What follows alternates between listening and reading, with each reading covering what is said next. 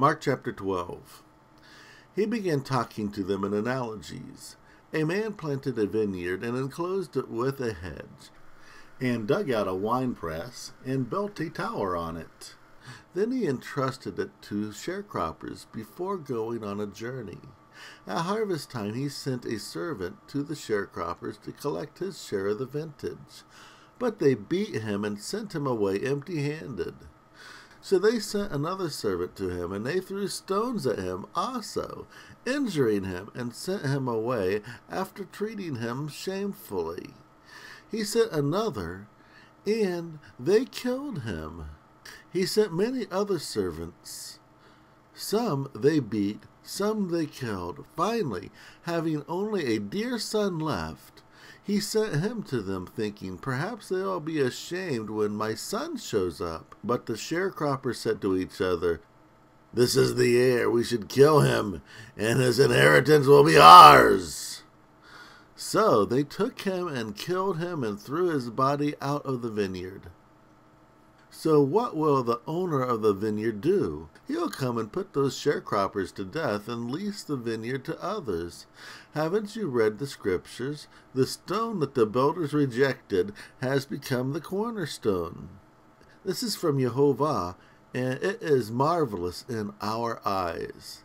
They looked for an excuse to arrest him, but were afraid of the people. They realized that he had spoken this analogy in reference to them, so they left him alone and went away.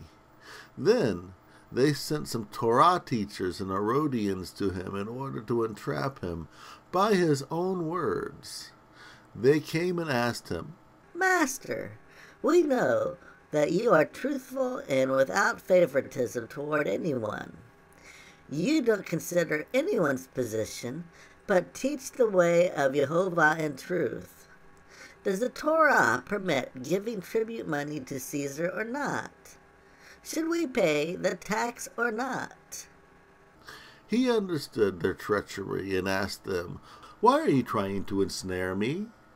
Bring me a denarius to look at." So they brought one to him. Then he asked them, "Whose image and inscription is this?"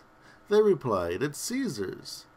Then Yeshua said, "Give to Caesar what is Caesar's, and give to Jehovah what is Jehovah's." They were amazed at him.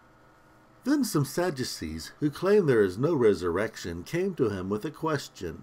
"Master, Moses wrote to us that if a man's brother dies and leaves a widow and leaves no children, his brother should marry his widow and raise up children for his brother. There were 7 brothers. The first married and died without leaving any children. The second married her and died, and he also left no children. And so did the third. All 7 married her, and none left any children. Last of all, the woman died too. So in the resurrection, which of them will she be married to, since all 7 had married her?" Yeshua replied, "Aren't you mistaken, because you don't understand the scriptures or Jehovah's power? When they raise from the dead, they don't take wives, nor are wives given to husbands. Rather, they are like the spirit messengers in heaven. But as for the dead rising, haven't you read from the scroll of Moses how Jehovah said to him from the bush, 'I am the Eloah of Abraham, the Eloah of Isaac, and the Eloah of Jacob'? He's not the Eloah of the dead, but of the living. So you are gravely mistaken." One of the Torah teachers came near and heard the dialogue. He realized that he had given them an excellent answer. So he asked him, "Which commandment is the most important of all?" Yeshua replied, "The most important one of the commandments is, 'Hear, O Israel, Jehovah our Eloah is one Jehovah, and you must love Jehovah your Eloah with all of your intellectual endeavors, with all of your consciousness, with all of your understanding, and with all of your ability.' This is the most important commandment. The second is similar. You must love your neighbor as yourself. No other commandment is greater than these. The Torah teacher replied, An excellent answer, Rabbi. You have spoken the truth in saying that there is one Eloah, and there is none other than him. For people to love Yehovah with all of their intellectual endeavors, with all of their inner self, with all of their understanding, with all of their ability, and to love their neighbors as themselves is far better than all the burnt offerings and other offerings. Then Yeshua, noting the wisdom of his reply, told him, You aren't far from the kingdom of Yehovah. No one dared to question him again after that. Later, while Yeshua was teaching in a temple courtyard, he asked, How can the Torah teachers say that the Messiah is David's son?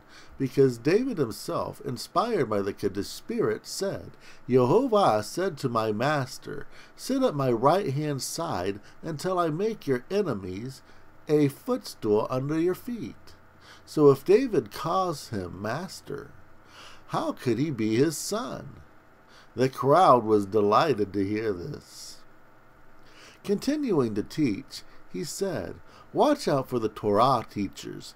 They love to strut around in long robes and be greeted in public places, and to have the best seats in the synagogues, and the best seating arrangements at banquets. They devour widows' houses and offer long prayers for appearance's sake. They will receive a harsher condemnation. As Yeshua sat before the treasury room of the temple, he watched how the people were tossing money into the treasury. Many rich people tossed in large amounts. Then a poor widow came and tossed in 2 mites, small brass coins. Yeshua called his disciples together and told them, I am certain this poor widow has tossed more into the treasury than all the others who tossed money in. They all throw in portions of their surplus, but she, in her poverty, has thrown in all she had, everything she owned.